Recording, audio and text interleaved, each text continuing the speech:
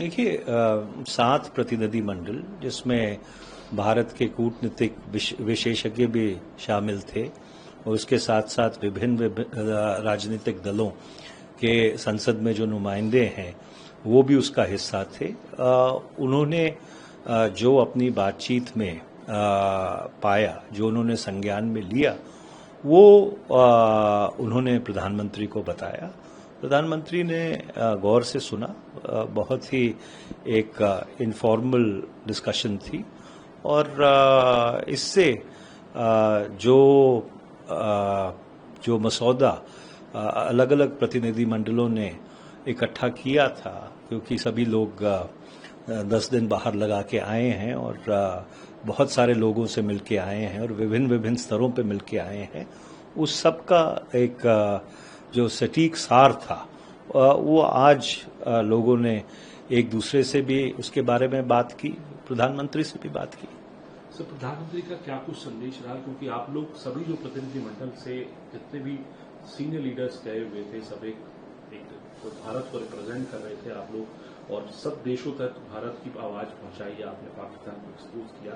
प्रधानमंत्री का क्या कुछ आप लोगों के लिए आप लोगों से बातचीत? देखिए, ऐसा है कि प्रतिनिधि मंडलों ने जो अपनी बातचीत में लोगों को अवगत कराया, जो उन्होंने अपने संज्ञान में लिया, उसके ऊपर चर्चा हुई और अब ये भारत के विदेश मंत्रालय पे निर्भर करता है, क्योंकि कूटनीति कोई T20 का मैच नहीं है और अब ये विदेश मंत्रालय के ऊपर निर्भर करता है कि जो पौधे ये प्रतिनिधिमंडल लगा के आए हैं कि पाकिस्तान को अंतर्राष्ट्रीय स्तर के ऊपर राष्ट्रों की मुख्य धारा से अलग किया जाए, उसको वो कैसे आगे लेके जाएंगे। पाकिस्तान ने भी जो है भारत की तरह अपने प्रतिनिधिमंडल बाहर भेजे। यूनाइटेड नेशंस की सिक्योरिटी काउंसिल का जो एंटी टेररिज्म स्क्वाड ये जो कमेटी है, उसका वाइस चेयरमैन पाकिस्तान बन गया। इसको लेके विपक्ष ने काफी हमारे देश में आवाज उठाई है, और इसको कैसे देखते हैं आप? सबसे पहले कि जो पाकिस्तान ने जो भारत की जो कूटनीतिक जो स्ट्रैटेजी थी उसको फॉलो करते हुए पाकिस्तान बाहर। देखिए, पाकिस्तान का जो इतिहास है वो जग जाहिर है। उसामा बिन लादेन को इलाहाबाद में नहीं पकड़े गए थे, वो एबोटाबाद में पकड़े गए थे। जिस डॉक्टर ने उसामा बिन लादेन को पकड़ने में सबसे बड़ी भूमिका निभाई, वो आज भी पाकिस्तान की जेल में है। जिस तरह से AQ खान ने परमाणु वॉलमार्ट लगाया था और परमाणु और मिसाइल टेक्नोलॉजी विभिन्न देशों को बेचने की कोशिश की थी, इसके ऊपर जो सामरिक लिटरेचर है वो पूरी तरह से उस चीज़ को अपने संज्ञान में लेता है।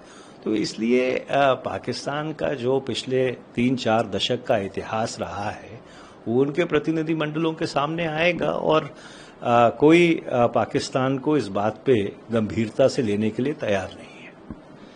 सर, आपसे क्योंकि आप अगर आज्ञा दें तो मैं राजनीतिक सवाल आपसे जरूर पूछना चाहता हूं कि जब आप बाहर ट्रैवल कर रहे थे तो विदेश में आप लोग बात कर रहे थे, लेकिन देश में भी जब आप लोग गए, प्रतिनिधिमंडल गया, उस वक्त भी काफी जो है नामों को लेकर खासकर आपकी पार्टी में बहुत चर्चा रही, बहुत कई बयानात ऐसे आए जो विरोधाभासी लग रहे थे, और सरकार के बीच में नामों को लेकर कांग्रेस के साथ नेताओं के बड़ा टकराव दिखाई दिया।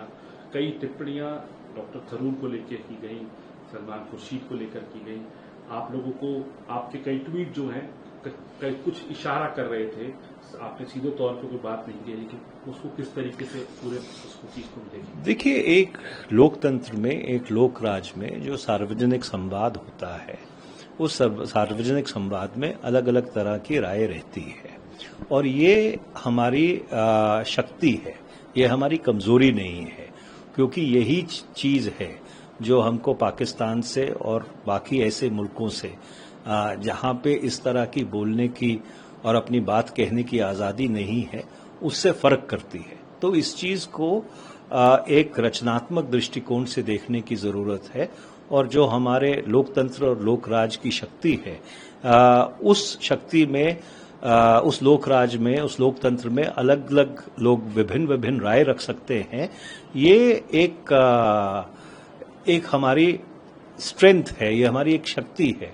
और इसलिए ये हमारे कि भारत एक हेल्दी डेमोक्रेसी है, एक वाइब्रेंट डेमोक्रेसी है, यहाँ पे लोक राज सशक्त है, इस चीज की ओर बहुत ही सीधे तरीके से इंगित करता है। लेकिन आपको अपनी पार्टी से कोई जो है खिला नहीं? देखिए, ऐसा है कि हमारा उद्देश्य साफ था। हमारा उद्देश्य ये था कि पाकिस्तान को अंतर्राष्ट्रीय मुख्य धारा से अलग किया जाए। उनकी जो पिछले 45 साल से 1971 से जब भारत ने पाकिस्तान की फौज को शिकस्त दी और बांग्लादेश की संरचना की, उससे ये जो रणनीति शुरू हुई पाकिस्तान की कि वो भारत को हजार घाव देगी, उससे लेके आज तक जो भी पाकिस्तान के नापाक मंसूबे रहे हैं उसकी सच्चाई लोगों तक पहुंचाना थी।